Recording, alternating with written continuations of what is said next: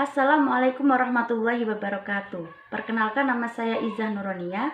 Di sini saya membuat video pembelajaran untuk mata pelajaran Al-Quran Hadis MTS kelas 8 semester ganjil.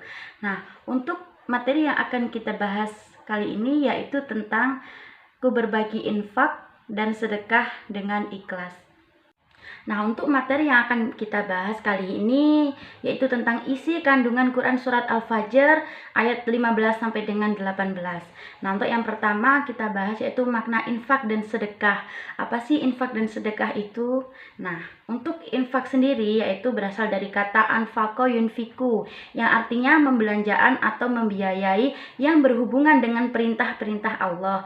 Nah, sedangkan menurut Kamus Besar Bahasa Indonesia, infak adalah pemberian atau sumbangan, harta, dan sebagainya, kecuali zakat wajib. Kemudian untuk yang menurut istilah, infak menurut istilah adalah mengeluarkan atau memberikan sebagian dari harta atau pendapatan untuk sesuatu kepentingan yang diperintahkan dalam ajaran Islam. Nah, kemudian untuk infak itu sendiri berbeda dengan zakat. Infak tidak mengenal istilah nisab dan jumlah yang ditentukan secara hukum, tetapi sesuai dengan kemampuan masing-masing. Dan penerimanya pun tidak ditentukan sebagaimana zakat. Infak dapat diberikan kepada mustahil zakat dan selain mustahil zakat seperti keluarga dan kerabat. Bahkan untuk membiayai kebutuhan diri sendiri. Nah, kemudian untuk sedekah. Sedekah itu memiliki arti yang luas ya. Nah, pengertian sedekah yaitu meliputi harta dan jasa, bahkan senyum pun, kita senyum itu sudah sebagai dari sedekah. Nah, kita membuang ranting atau duri di jalan pun itu juga sedekah. Nah, untuk infak dan sedekah hendaklah dengan harta yang baik, sesuai dengan firman Allah Subhanahu wa taala dalam Quran surat Al-Baqarah ayat 267. Kemudian untuk firman Allah Subhanahu wa taala dalam Quran surat Al-Baqarah ayat 267 yang bunyinya adalah sebagai berikut.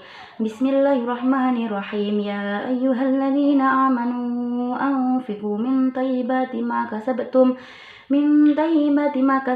wa mimma akhrajna lakum minal ardh wala tayammamul khabitha minhu tunfikuna walastum biakhidhi illa an tughmidu fi wa'lamu annallaha ghaniyyun hamid, yang artinya, hai orang-orang yang beriman, nafkahkanlah di jalan Allah sebagian dari hasil usahamu yang baik-baik dan sebagian dari apa yang kami keluarkan dari bumi untukmu, dan janganlah kamu memilih yang buruk-buruk lalu kamu menafkahkan daripadanya, padahal kamu sendiri tidak mau mengambilnya melainkan dengan memicingkan mata terhadapnya. Dan ketahuilah sesungguhnya Allah Maha Kaya lagi Maha Terpuji. Kemudian selanjutnya yaitu kepada siapa kita akan memberikan infak dan sedekah. Nah, untuk jawabannya yaitu ada dalam Quran surat At-Taubah ayat 60. Allah Subhanahu wa taala berfirman yang artinya sesungguhnya zakat-zakat itu hanyalah untuk orang-orang fakir, orang-orang miskin, pengurus-pengurus zakat, para mu'alaf yang dibujuk hatinya untuk memerdekakan budak, orang-orang yang berhutang untuk jalan Allah, dan untuk mereka yang sedang dalam perjalanan sebagai suatu ketetapan yang diwajibkan Allah, dan Allah Maha Pengetahui lagi Maha Bijaksana. Nah, untuk yang selanjutnya yaitu infak dan sedekah hendaklah dilakukan hanya karena Allah. Seperti firman Allah dalam Quran surat Yusuf ayat 88 yang bunyinya Bismillahirrahmanirrahim wa tasaddaq alaina innallaha yajzil mutasaddiqin, yang artinya dan bersedekahlah kepada kami, sesungguhnya Allah memberi balasan kepada orang-orang yang bersedekah. Untuk yang kemudian kita akan membahas tentang isi kandungan Quran surat Al-Fajr ayat 15 sampai dengan 18. Nah, yang pertama, dalam Quran surat Al-Fajr ayat 15 sampai dengan 16 dijelaskan bahwa kecenderungan manusia merasa mulia dengan rezeki yang diberikan Allah Subhanahu wa taala.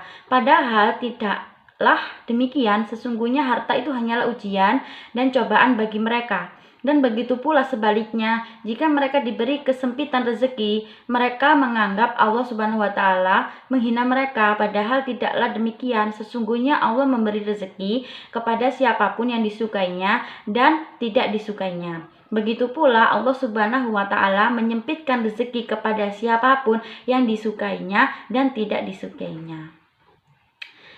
Kemudian yang kedua yaitu kandungan Quran Surat Al-Fajr pada ayat 17 dan 18. Nah, dalam Quran Surat Al-Fajr ayat 17 sampai dengan 18 ini Allah Subhanahu wa taala mengisyaratkan agar manusia memuliakan dan menyayangi anak yatim, memperlakukan mereka dengan baik. Sebagaimana dalam hadis riwayat Ibnu Majah dari Abi Hurairah, Rasulullah Shallallahu Alaihi Wasallam bersabda, sebaik-baik rumah seorang Muslim adalah rumah yang di dalamnya ada anak yatim yang diasuh dengan baik. Seburuk-buruk rumah orang Islam yang di dalamnya ada anak yatim yang diperlakukan dengan jahat. Jadi betapa mulianya orang-orang yang menyayangi anak yatim. Dan kelak mereka akan berdampingan bersama dengan Rasulullah Shallallahu Alaihi Wasallam. Nah, untuk yang selanjutnya yaitu kandungan Quran Surat Al-Fajr ayat 18. Nah, Allah Subhanahu wa taala memerintahkan agar manusia saling menyeru, saling mengingatkan untuk menyeru memberi makan orang miskin, orang-orang yang tidak menyantuni anak yatim, dan tidak menyeru memberi makan orang miskin, termasuk pendusta agama. Jadi seperti itu. Terima kasih yang sudah melihat video pembelajaran dari saya. Bila ada salah kata, saya mohon maaf yang sebesar-besarnya. Demikian video pembelajaran dari saya. Wassalamualaikum warahmatullahi wabarakatuh.